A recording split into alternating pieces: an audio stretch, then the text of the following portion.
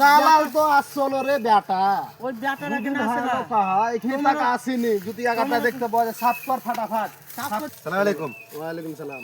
কহ কত দূর থেকে আসা হলো ভাই আসছি তো লালে লালে মাথায় দূর থেকে তো এটা আমি ভূমি ধরছি না বন্ধু লিবে ভুঁই তো আছে যে ভাই ভুঁয়ে দে দেখো না সাফ করছি তো ভুসড়ি वाला একটা হার বেটা আছে ভোর থেকে লিয়েছে সাফ করছি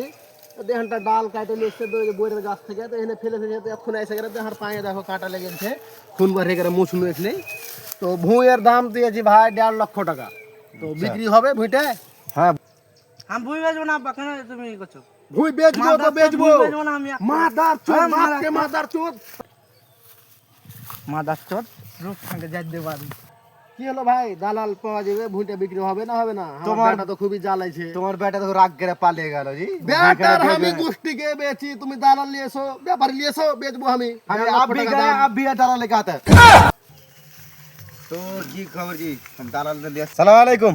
ওয়ালাইকুম আসসালাম দালাল কোনটা জি ভাই दालाल जी लिस्ट जी अस्सलाम वालेकुम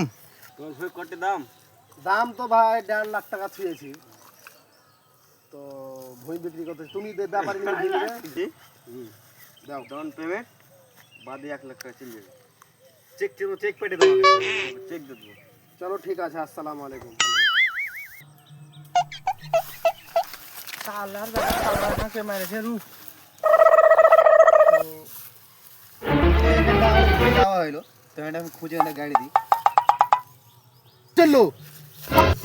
এটা হার বড় চললো এই ছাড়বো না। কি করে